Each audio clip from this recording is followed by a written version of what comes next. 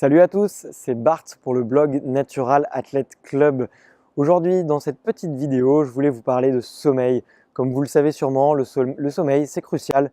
On passe un tiers de notre vie à dormir et ça nous permet tout simplement d'être plus en forme et d'avoir plus d'énergie la journée. Donc, dans cette vidéo, je voulais vous donner 5 techniques ou 5 astuces, en tout cas, pour avoir un sommeil de meilleure qualité et du coup vous sentir plus en forme. La toute première chose qui m'a permis d'avoir un sommeil de meilleure qualité, c'est tout simplement de pratiquer la méditation. J'étais assez sceptique au début, mais le fait de tous les soirs me poser 10 minutes, de fermer les yeux, d'essayer de ralentir ma respiration, d'essayer de penser plus à rien, de concentrer juste sur mon corps et d'essayer de détendre mes muscles un par un, ça a vraiment tout changé parce que depuis, je m'endors extrêmement facilement et du coup j'ai plus cette phase où je me roule un petit peu en boule dans mon lit, j'ai plus ces phases où je passe plusieurs minutes voire plusieurs heures tout simplement à chercher le sommeil. Donc franchement la méditation c'est un conseil que je vous recommande de pratiquer pour, pour oublier le stress, pour lâcher prise et du coup pour avoir un meilleur sommeil. Le deuxième conseil que je voulais te donner pour avoir un meilleur sommeil, c'est quelque chose qu'on dit assez souvent, mais bon, du coup je suis un petit peu obligé de le répéter, c'est d'éviter de regarder des écrans 1 heure avant de s'endormir. C'est plus facile à dire qu'à faire, ça j'en étais la première victime. J'essayais de poser mon téléphone loin, de jeter mon ordinateur, enfin pas jeter, mais de poser mon ordinateur loin aussi, de ne pas regarder la télé. Et tout simplement parce qu'en fait, sur nos écrans, les fabricants d'applications sont très malins et mettent des couleurs en fait extrêmement vives qui créent de la dopamine, qui créent de l'excitation et tout simplement en fait qui nous empêchent de dormir, qui ne sont pas du tout des hormones relaxantes. Vous voyez la petite pastille rouge du Facebook ou la petite pastille rouge de votre iPhone pour vous dire que vous avez reçu une nouvelle notification, un nouveau message. Ce sont tout simplement des couleurs qui ont été choisies par des scientifiques pour vous réveiller, pour vous piquer l'attention. Il en est pareil pour les sonneries. La sonnerie de l'iPhone, bim, on l'entend tout de suite, on se redresse. C'est des bruits qui sont presque un petit peu stressants. Et puis en plus, bah voilà, ça fait pas de mal de se couper de son téléphone, de décrocher un peu et de ne pas être accro à ces petits appareils qui nous rendent pas plus heureux finalement. Dans la même veine, moi je me suis mis aussi à énormément lire avant de dormir. Donc ça peut être quelques lignes ou ça peut être quelques pages, mais de livres généralement assez simples, assez sympas. En ce moment, bon, je lis des bouquins un petit peu drôles sur la nutrition, un petit peu différents. J'essaye pas de lire voilà, des gros bouquins de philosophie ou des thrillers. J'essaye pas de lire des choses qui sont excitantes ou stimulantes. J'essaye plutôt de lire voilà, des documentations ou des livres un petit peu qui m'aident à m'endormir. Et en tout cas, moi je trouve que ça repose les yeux, ça me repose l'esprit. Je pense à ma lecture et du coup, je suis pas du tout en train de penser à 10 000 choses en même temps.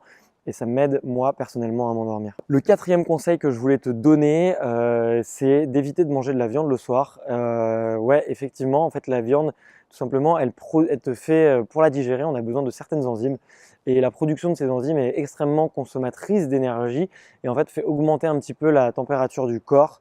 Donc tout simplement, en fait, si tu manges de la viande le soir, tu vas avoir des digestions très lourdes et du coup, bah, en fait, ça va envoyer un message contradictoire à ton cerveau puisque d'un côté, ton estomac aura besoin de travailler, puis d'un autre côté, ta fatigue, ton cerveau, en fait, ont tout simplement envie de dormir. Donc, ce message contradictoire fait que tu vas avoir du mal à trouver le sommeil et tu vas pas forcément t'endormir très rapidement. Les deux derniers conseils que je voulais te donner, c'est si jamais voilà, les conseils précédents que je t'ai donnés n'ont pas fonctionné.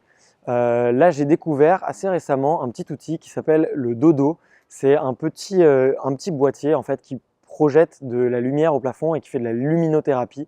Ça coûte pas cher, ça coûte entre 50 et 60 euros. Et franchement, je l'ai utilisé et franchement, c'était un changement mais radical. Même quand je méditais et que j'arrivais toujours pas à dormir, là je le mettais et je m'endormais toujours dans les 15 minutes.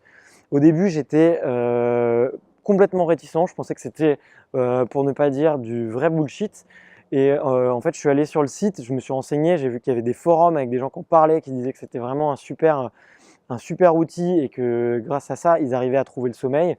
Du coup, bah, je me suis mis à l'utiliser et franchement, bah, toute ma famille, elle est convertie. Il faut savoir que mes parents, ils sont eux aussi, des fois, ils ont un petit peu du mal à trouver le sommeil, ils sont un petit peu anxieux, peut-être un peu à cause du travail ou peut-être un petit peu à cause du stress du quotidien. Et franchement, eux, ils ont adoré, ça a vachement bien marché pour eux.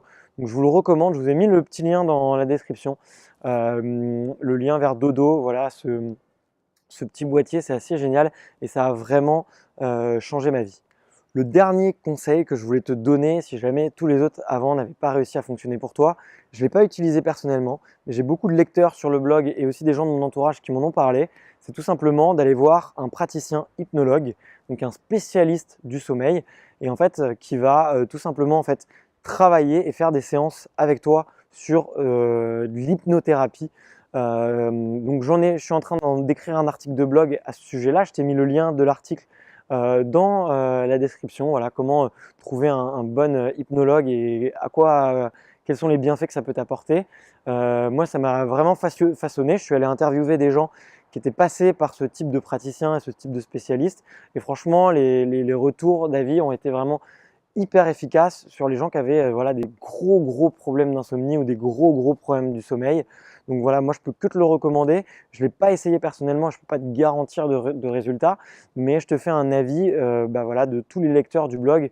Maintenant vous êtes plus de 300 000 par mois, donc on peut dire que si beaucoup de gens ont dit que c'était efficace, et bien ça le l'est sûrement. Donc moi je te recommande d'y jeter un coup d'œil si jamais tu as des problèmes d'insomnie ou des problèmes de sommeil. Voilà, merci beaucoup en tout cas d'avoir écouté cette vidéo jusqu'ici. Si ça t'a intéressé voilà, de parler de santé, de parler d'énergie, de parler de sommeil, ben, écoute, n'hésite surtout pas à t'abonner, à mettre un petit commentaire aussi si jamais tu as un conseil à donner aux autres sur comment est-ce que toi tu arrives à trouver le sommeil. Et sinon, ben, on se retrouve très bientôt pour une prochaine vidéo. Allez, ciao ciao!